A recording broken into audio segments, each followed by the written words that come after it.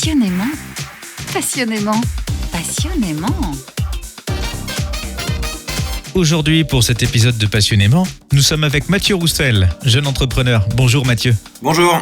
Mathieu, pourriez-vous vous présenter en quelques mots ? Alors j'ai 30 ans, je suis marié, j'ai 3 enfants et je suis le cofondateur et le président de Work & Share. Work & Share est un opérateur familial indépendant qui exploite, anime et opère des espaces de coworking en petite couronne parisienne. Donc c'est une société qui a été créée en 2017, donc il y a 4 ans, qui a été créée avec mon père, Emmanuel, et un ami de classe préparatoire, Adrien. Et nous avons l'ambition d'ouvrir entre 3 et 5 nouveaux espaces d'ici la fin de l'année.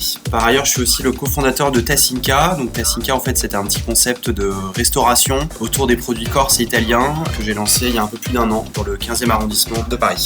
Comment vous est venu ce désir d'entreprendre ? Alors en fait, ce désir d'entreprendre, il est venu assez naturellement, je dirais de par mon tempérament et mon caractère. J'ai travaillé pendant plusieurs années avant de me consacrer au projet Work & Share au sein d'une banque d'affaires américaine pour laquelle j'étais analyste financier dans le domaine des fusions-acquisitions. C'était un travail assez analytique qui était certes très intéressant mais qui ne m'épanouissait pas en tant que tel. Et j'ai donc eu besoin de donner davantage de sens à ma vie en créant quelque chose que je sentais aussi utile pour la société. Et j'éprouvais aussi l'envie de porter un projet, de partager une vision et un sentiment sur le monde du bureau. J'avais aussi envie de vivre l'adrénaline d'un entrepreneur face à un projet qu'il crée, qu'il porte et dont il ne sait pas quels vont être les tenants et les aboutissants. Voilà, et c'est après un voyage à New York en 2017 où nous avons découvert les espaces de coworking que nous nous sommes rendus compte qu'il y avait quelque chose à faire en France et donc on a créé Work & Share et l'aventure a commencé. Quelles sont les véritables difficultés auxquelles a pu faire face un jeune entrepreneur comme vous ? Alors je dirais aujourd'hui qu'il y a 3 principales difficultés auxquelles je suis confronté dans mon travail au quotidien. Je dirais la prise de décision, la remise en question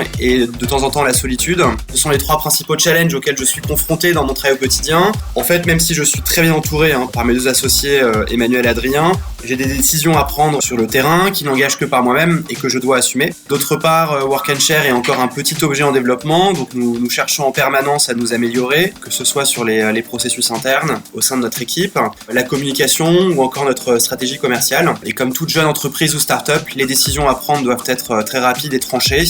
Le temps presse, l'équipe est toujours débordée, on ne prend parfois pas les bonnes décisions, mais c'est en tout cas toujours à moi de les assumer. Quels sont les secrets de votre succès ?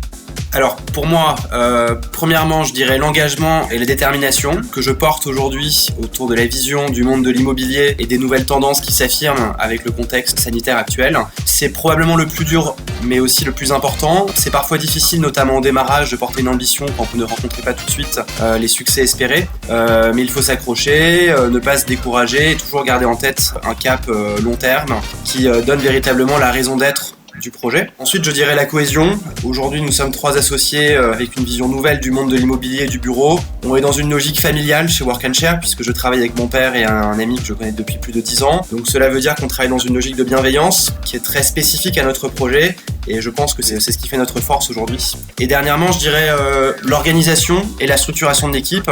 Avec Adrien, on est très attentif au schéma interne qu'on met en place, aux différents processus qui sont créés. On essaie toujours de donner un maximum d'autonomie à chacun de nos collaborateurs, c'est quelque chose de fondamental pour nous. C'est aussi fondamental parce que ça permet d'être efficace et pour que le travail de chacun soit valorisé à juste titre.